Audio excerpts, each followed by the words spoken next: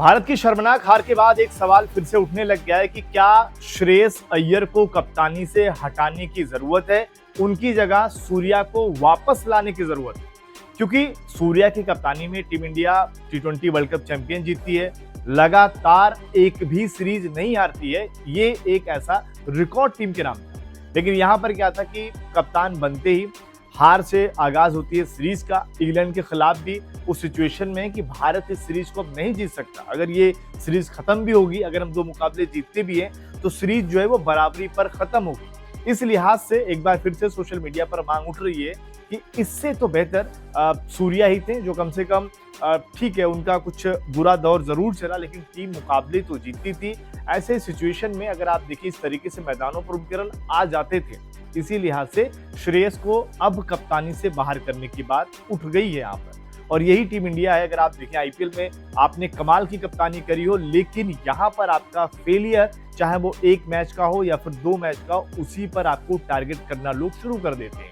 यहाँ पर अगर आप देखेंगे श्रेयस का ये सिलसिला फेलियर वाला 5 मैचों तक पहुंच गया है। और अगर इसको थोड़ा सा और हम पीछे कर देखें तो लास्ट 12 मुकाबलों में श्रेयस की कप्तानी में टीम ने एक ही मुकाबला जीता है।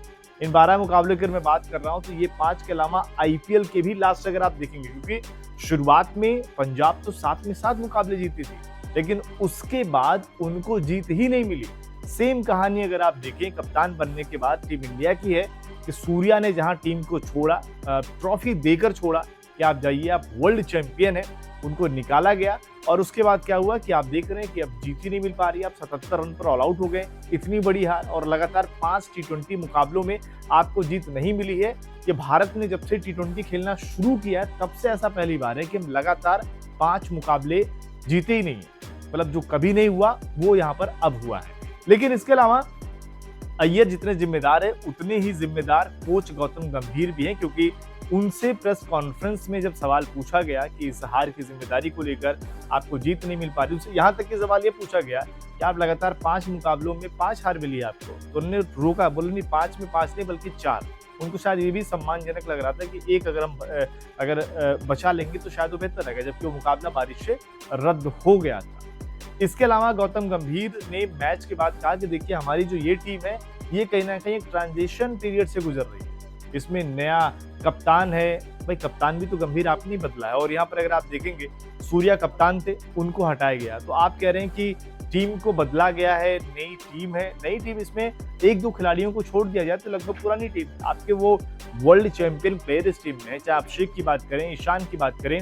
इसके अलावा अगर आप देखें यहाँ पर तिलक वर्मा हो गए, शिवम दुबे हो गए, अक्षर पटेल हो गए, वरुण चक्रवर्ती हो गए, अर्शदीप सिंह हो गए। आपके तो यहाँ तक अगर आप देखें सारे वर्ल्ड चैंपियन प्लेयर तो इस टीम में, इसके बावजूद भी आपको जीत नहीं मिल रही है।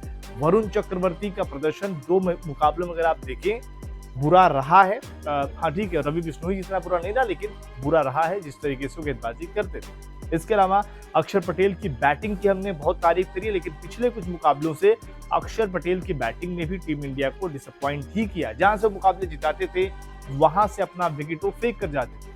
अक्षर पटेल को तो इसीलिए जाना जाता था कि भाई टीम इंडिया फंसी हुई है, अक्षर पटेल आएंगे, टीम को मुश्किल से निकाल कर ले जाएंगे। यहाँ पर क्या रहा है कि अक्षर आ रहे हैं, टीम को और मुश्किल बढ़ा दे रहे हैं। तो इसी लिहाज से अगर आप देखेंगे कि आप भी मानते हैं कि इन तमाम हारों से और टीम इंडिया को अगर बेहतर करना है तो सूर्या को वापस लाओ, वो शायद ज्यादा बेहतर होगा। कमेंट करके अपनी राय जरूर।